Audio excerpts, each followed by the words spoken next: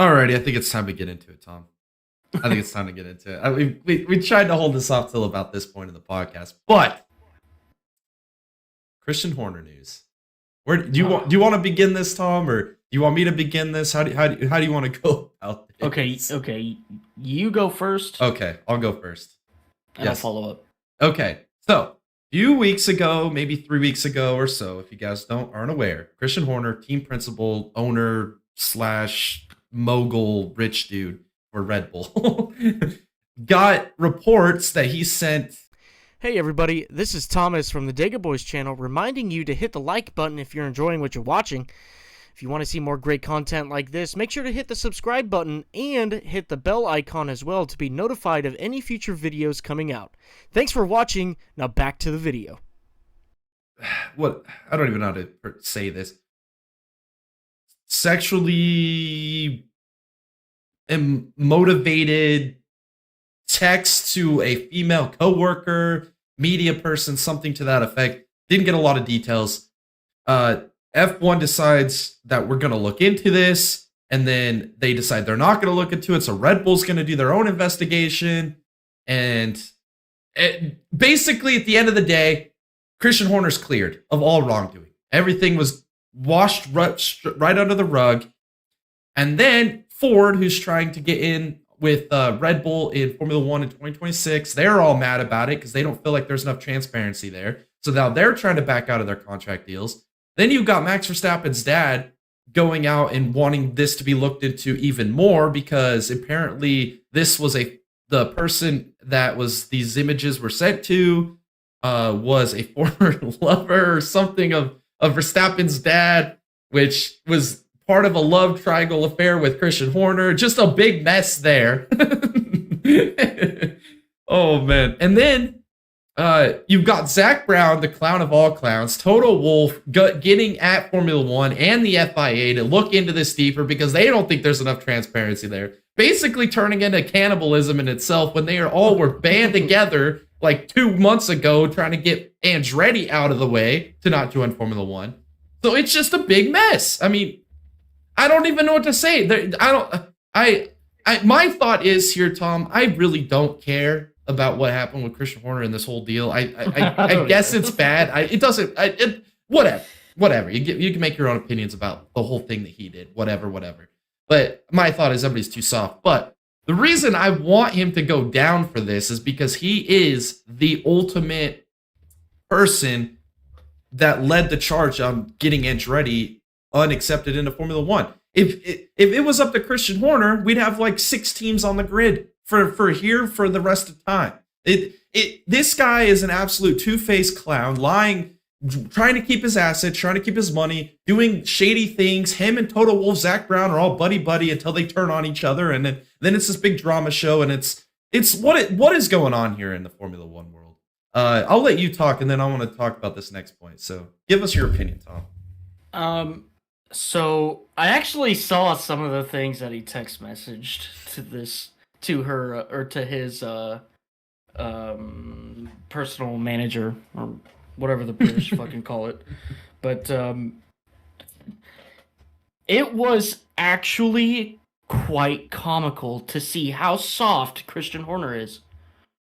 That is a very soft individual. That is somebody that you would go out on the street and be like, this guy has little man syndrome. He'll go on TV all day long. Iconic 2023 Christian Horner. Fix your effing car! And it's like, and he's putting on this big old tough act, but then he goes and messages some chick and, oh, I'm embarrassed about what I'm talking to you about. I'm so sorry. Can you please delete these messages? Oh my god, dude. Grow a freaking pair.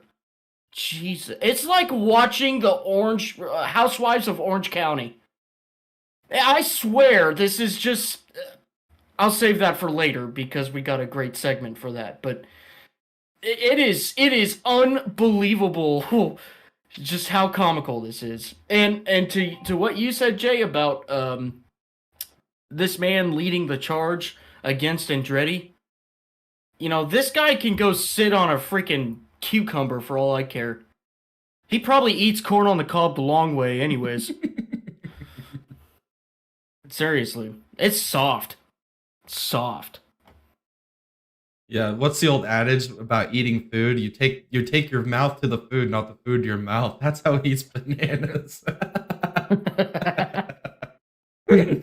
Yes. And then what makes this even better? So this is all Formula One, Red Bull washing this under the rug for their own political money gain that they've got going on here. So then reports come out last night that the Formula One director, Ben Sulayem, gets reported that he was manipulating the race last year at Jeddah. When you remember when what was it, the penalty that Fernando Alonso had, came back to pit lane, and then they had to do like the 5 seconds before they could put the tires on, and they ended up timing it out, and he was like 0.1 second too early before making the pit stop, so they gave him the 10-second penalty. Then they come back and rescind it later after the fact. They're saying, so he is getting accused of basically manipulating that whole thing and getting that penalty banished and expired.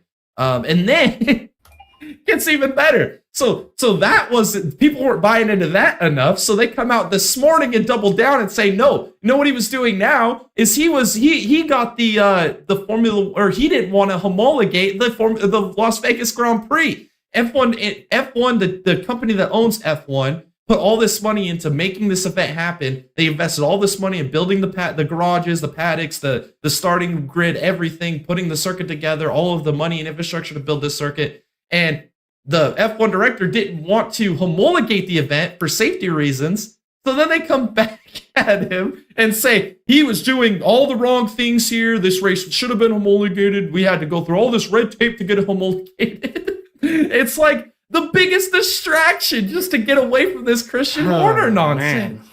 It's terrible. Oh my goodness. Do we see Formula One survive this? Like, what is happening?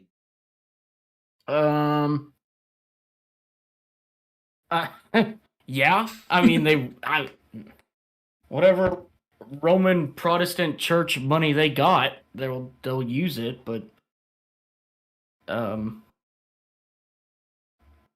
you know, I think we need to come up with a new saying to rival Big Daddy NASCAR.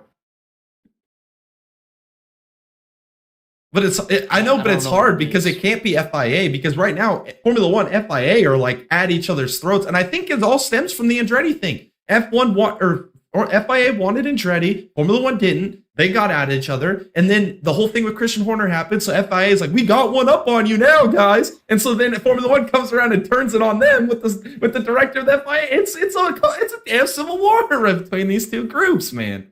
We should name it like, I don't know, The Real Housewives of Formula One. Yeah. I don't even know. It's a joke, man. It's absolutely freaking drama. It's almost manufactured. It's almost feels manufactured. It really does. Almost feels manufactured. Yeah, it's ridiculous. It's ridiculous at this point. Absolutely ridiculous. I don't even know what's going to happen next. I mean, I check my newsfeed every day, and I'm like, what's going to be the next stupid thing to come out of the world of Formula One? Oh, man.